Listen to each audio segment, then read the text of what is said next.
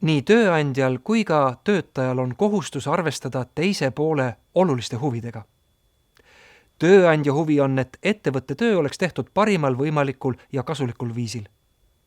Töötaja huvi on aga, et ta saaks teha soovitud tööd kasulikult, tulemuslikult ja õigesti, nii et tema eneseväärikus on hoitud.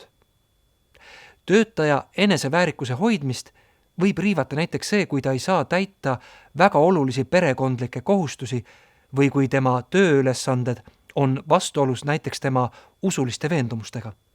Töötaja peab täitma töö iseloomust tulenevaid kohustusi, teatama viivitamata tööandjale töötakistusest ning hoiduma tegudest, mis takistavad teistel töötajatel kohustuste täitmist. Tööandja peab tööd juhtima viisil, mis ei riku töötaja põhiõigusi. Tööandja peab töötajaid võrdselt kohtlema, et tagada töötajate kaitse diskrimineerimise eest. See tähendab muu hulgas seda, et näiteks usulised veendumused või töötaja kohustus hoolitseda oma laste eest ei tohi põhjustada töötaja halvemat kohtlemist.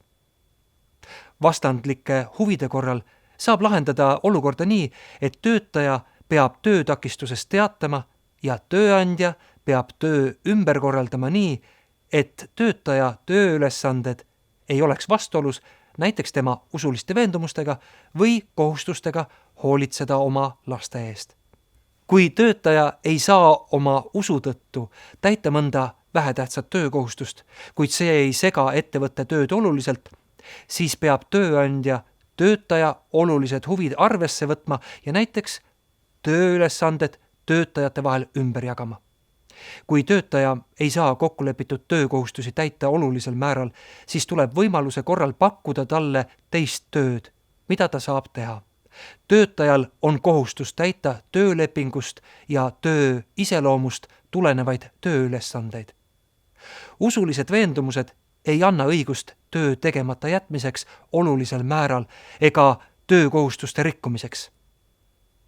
Töösuhte lõpetamisest võib aga rääkida alles siis, kui tööd ei ole tõesti mitte kuidagi võimalik ümber kohandada ja pakkuda pole ka teist tööd.